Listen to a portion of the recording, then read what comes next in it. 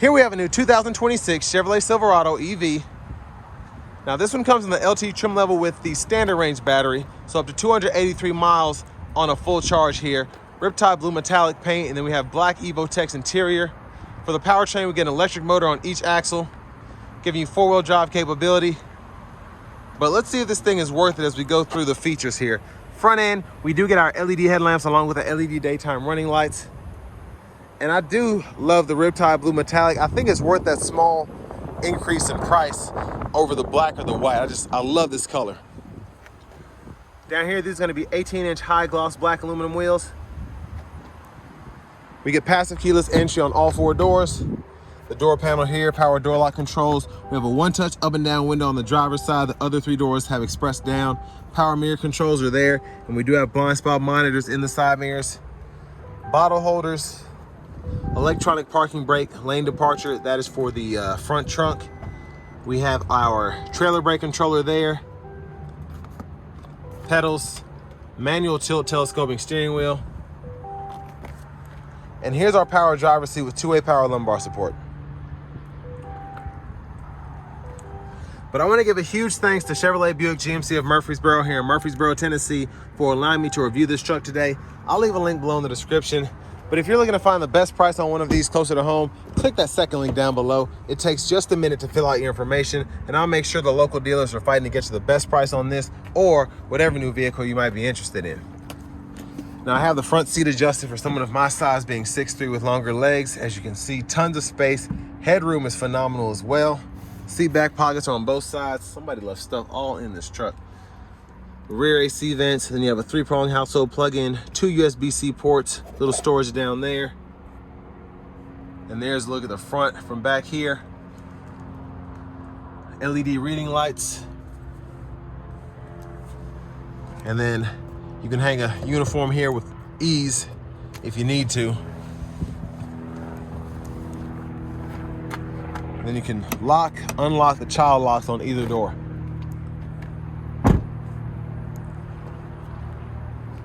Charge ports here. You can DC fast charge with this battery system. And then as we come around to the back end, we do get full LED tail lights. Hitch receiver there. And there's your spare underneath too. Easy let down tailgate. And then over here, we have a 120 volt 3-prong household plug-in.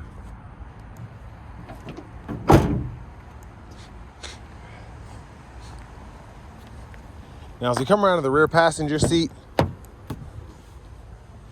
your lower anchors poking out right there. If you need your top tethers, you do have access behind the seat.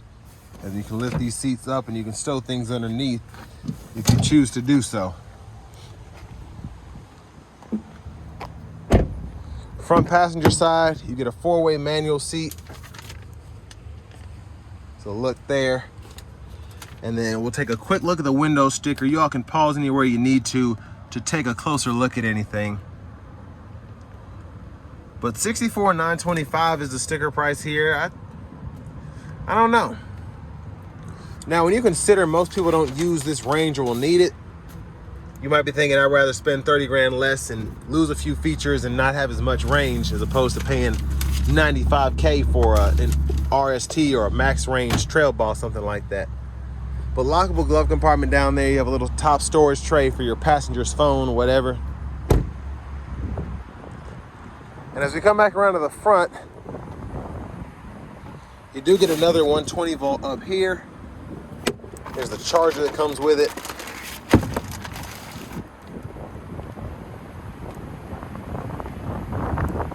Your windshield washer fluid goes in there. Now while I'm holding this button down, I'll tell you what, I'm gonna put the blinkers on, hold that down. So it closes pretty quickly, I think. But here's a look at the blinkers.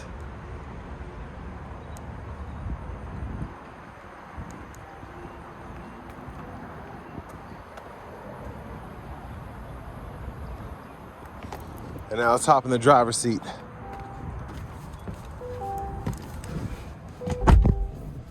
So nice leather wrap steering wheel here. I like that the steering wheel feels relatively light. It doesn't seem very tight to turn.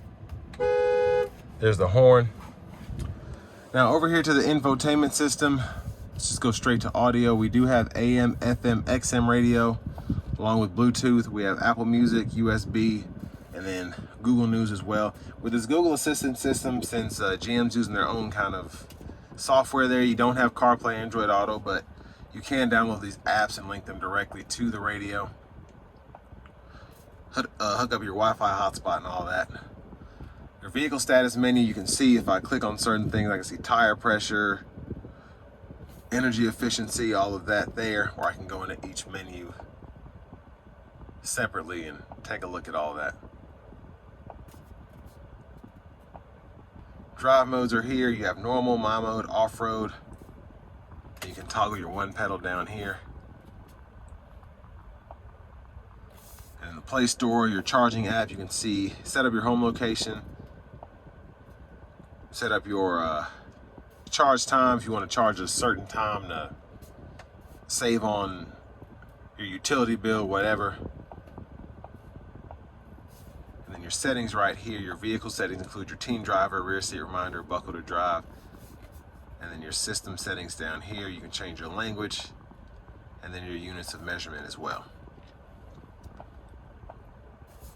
Climate controls, you get dual zone automatic climate controls. You can go into the climate screen here, or you always have these down below with your 3-stage heated seats. You can do the seat back or the seat back, seat bottom.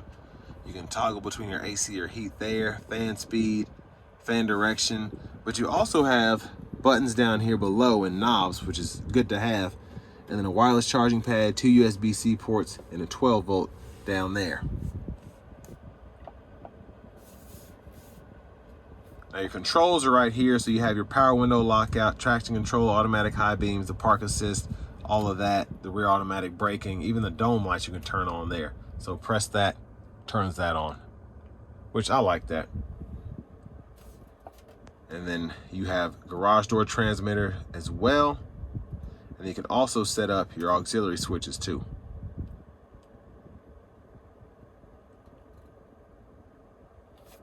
Now for the cameras, backup cameras here, guidelines follow you as you turn the steering wheel.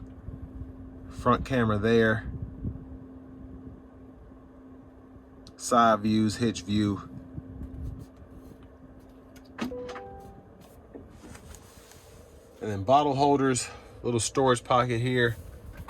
Your center console cubby space. You have a USB-C port that connects directly to the radio. And there's a look at the back from up here. Hazards are right here next to the OnStar. Vanity mirrors here. And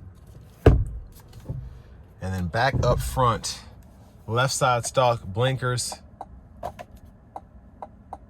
You have your intermittent wipers here, and then your fluid there. High beams, you can toggle those.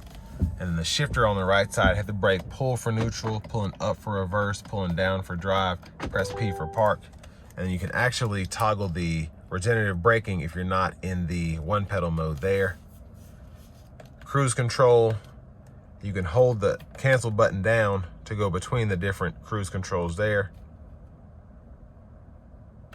And then you can set your speed, and then the forward collision alert gap as well as the adaptive cruise gap can be adjusted there. Left side, you can go through your track list, radio station presets, and then behind on the right side, you can toggle volume up, down. And then right side of the steering wheel itself, voice recognition. This goes to your audio sources, and then when applicable, you can use this tab to go up, down, or select certain options. And then your mute, Bluetooth button there. Heated steering wheel toggle, and then this changes your gauge cluster views. You have like 4 or 5 options, I believe. And finally, well, one other thing I forgot to mention. You always have your lights here because those are on the screen, so you can turn your low beams on and set them to auto. One pedal drive is there, and then these 2 buttons are basically your push button start. So this keeps the vehicle on for a certain amount of time if you get out of the vehicle and get back in, and then this cuts it off manually. Otherwise, whenever you get in the vehicle and detects the key fob, you put your foot on the brake to put it in the gear, it'll cut on, and then when you open the door and you let off, it'll cut off. So here's your key fob with remote start, and then you can open the front by hitting this twice as well. But next, let's go ahead and take this 2026 Chevrolet Silverado EV LT standard range truck out on the road for a test drive. So starting the test drive in the Silverado EV, standard range still has plenty of pickup, especially having the 2 electric motors here. So it's definitely not slow. Now you don't have that same, that wow mode where you get that maximum output like 700 something horsepower like in the RSTs, the max range trucks, but you still have plenty to deal with here. And you know, I wouldn't shy away from this just because it doesn't have the wow mode. Now, one thing to consider is with, you know, spending another $35,000 on an RST, a max range Trail Boss, something like that, you get a lot more range, you get a lot more features, and then you get a lot more power with the wow mode for that, you know, basically the boost mode, if you will. It's probably the best way to describe it compared to other vehicles. But this still has plenty of pep in its step, and we're gonna give it a quick pull getting on the interstate. Not gonna floor it, but I'm definitely not gonna be easy on it like I usually am. Here we go.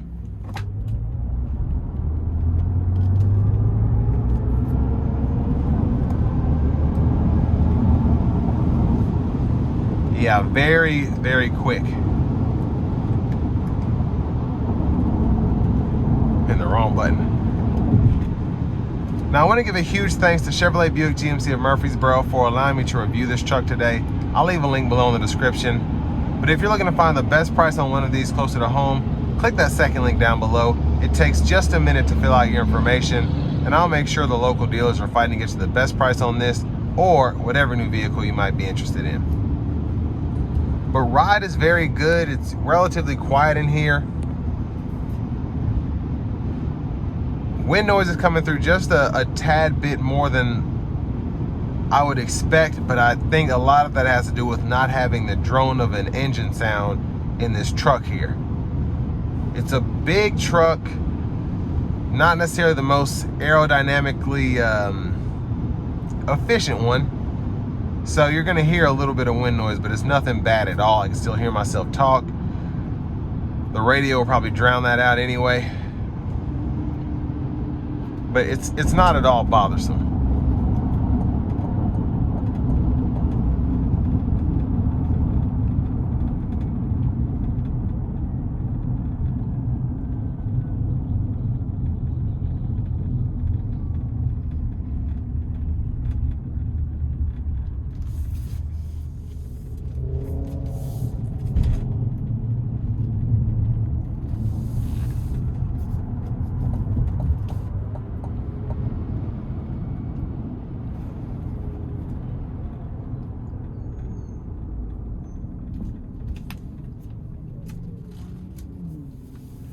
Now, considering what you get for the money here, I think $65,000 is a solid deal. Say what you will about EVs, depreciation, just the stigma around them, but from a value perspective, if you don't need to take road trips, and even then having the fast charging capability here, this is something that has a lot of promise. When you think about what 65 grand gets you on a traditional pickup truck, it gets you an LT, maybe leather, maybe this, maybe that, but here you have the Evotex interior, which is basically vegan leather. You have heated seats.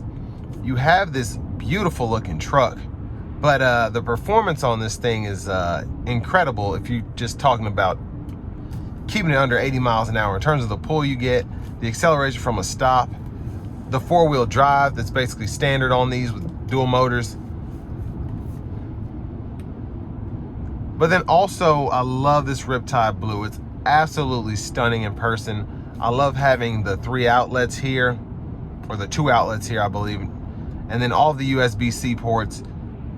There's really nothing that I'm missing here. Now, you could go up to an RST and get the mid-gate, get the cooled seats, get the Super Cruise, but if you don't need that, especially if you're doing a lot of in-town driving, that's why Super Cruise isn't on this one. This one isn't meant for those that basically travel for work, because that's pretty much the only way you're going to be using 450 miles on a charge. This 283 is good for daily driving, for commuting. You have a truck, but you still have something that has the pull, the agility, the get up and go of a sports car. And that's what a lot of people don't think about with these trucks. The performance on them is fantastic. They have to be able to handle a lot of torque. And, it's impressive to be at this price point, specifically when you consider, again, how much new trucks are going for that are gas powered.